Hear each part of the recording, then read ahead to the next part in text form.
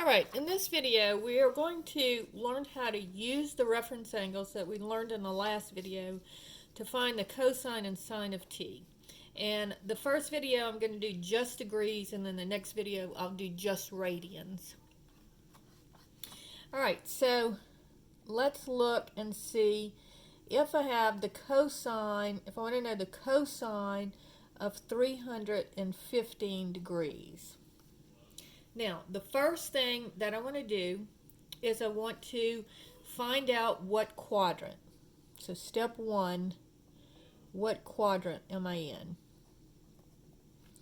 Alright, so once again, when we're doing our reference angles, it's going to be 90, here's 0, 90, 180, 270, and 360. Right? And so 315 is between 270 and 360. So I'm going to be in the fourth quadrant. And so here's 315 degrees. And then I'm just going to subtract. So remember, it always goes to the x-axis. And so I'll have 360 minus 315 is going to be 45 degrees. So my reference angle here is 45 degrees. Now, knowing my reference triangle, so first I put it in the quadrant, and then I find my reference angle.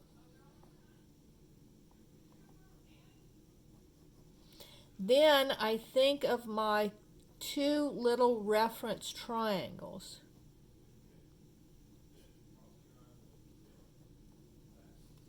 So remember, I have one that looks like this. It's the 30, 60, 90. And it's 1, 2, square root of 3. Now remember, the 30-degree angle is always opposite the 1. And the 60-degree angle, it's the smallest angle, it's opposite the smallest number. The middle angle is opposite the middle number, because square root of 3 is less than 2. Because this is the square root of 4. And then the largest angle is always the hypotenuse, opposite it. Alright? So now, knowing that this, and then my other reference triangle is a little bit easier because the two sides are the same, and it's 1, 1, square root of 2, and this is my 45-degree reference angle.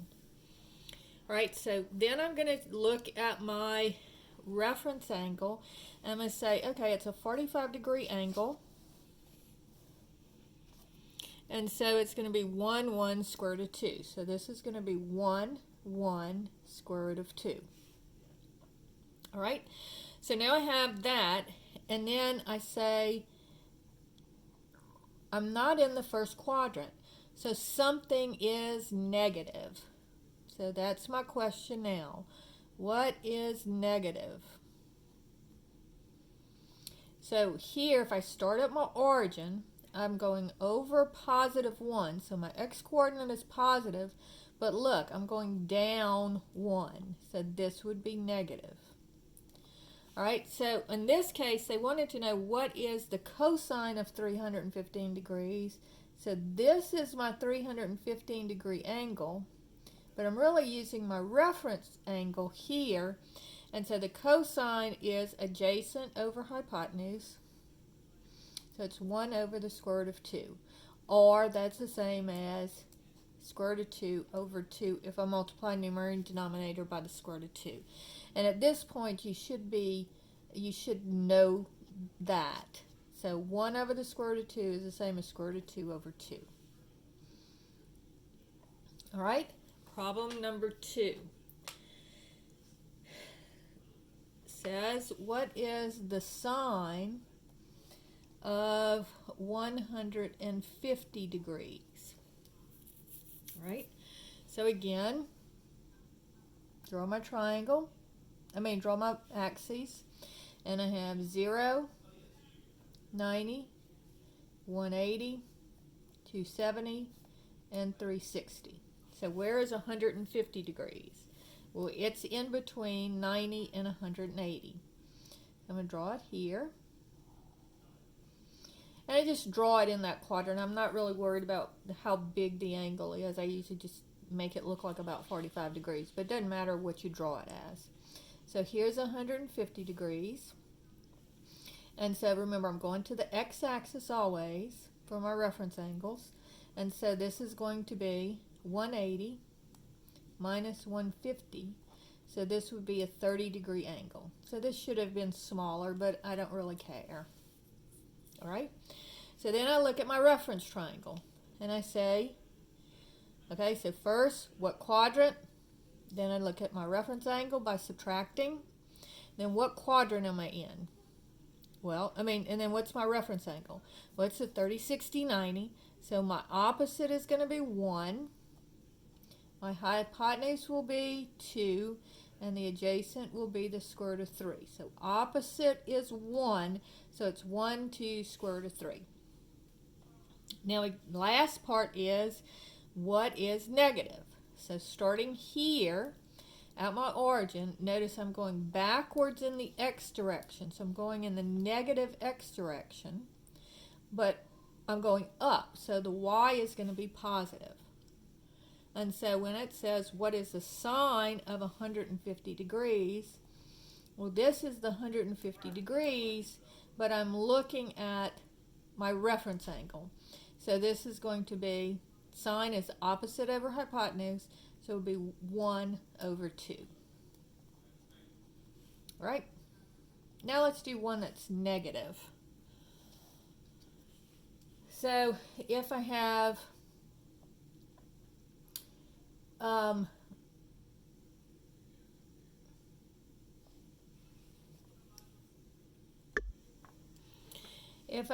what is the cosine of negative 120 degrees?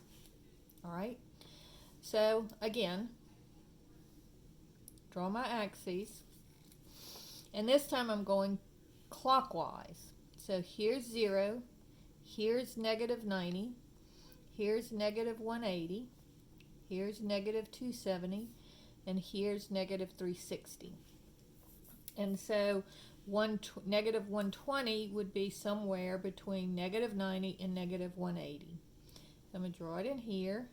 And again, always to the x-axis. You always do it to the horizontal line. All right, so here's negative 120. Now again, when you're doing the negative numbers, just forget that they're negative at this point. And all I'm going to do is I'm going to take my bigger number, 180, and subtract my smaller one, 120. And so that gives me, because my reference angles are always going to be positive. So this would be a 60-degree reference angle. All right. So again, looking back at my little reference triangle, so I found it's in the third quadrant. I found my reference angle by subtracting. Now I need to know what are my numbers here. So notice the 60-degree angle is opposite the square root of 3. So this is going to be 1, 2, square root of 3.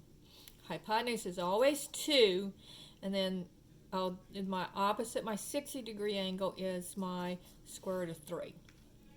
Now again, something is going to be negative here. So this is going to be over negative. Okay, starting here at my origin, I'm going in the negative x direction, and I'm also going in the negative y direction because I'm going down. All right? And so now, knowing the cosine of negative 120 degrees using, and again, here's my negative 120 degrees, but I use my reference angle, and it's going to be adjacent over hypotenuse. So it would be negative 1/2. And that is how you use reference angles to find the sine and cosine of theta when we're dealing with degrees.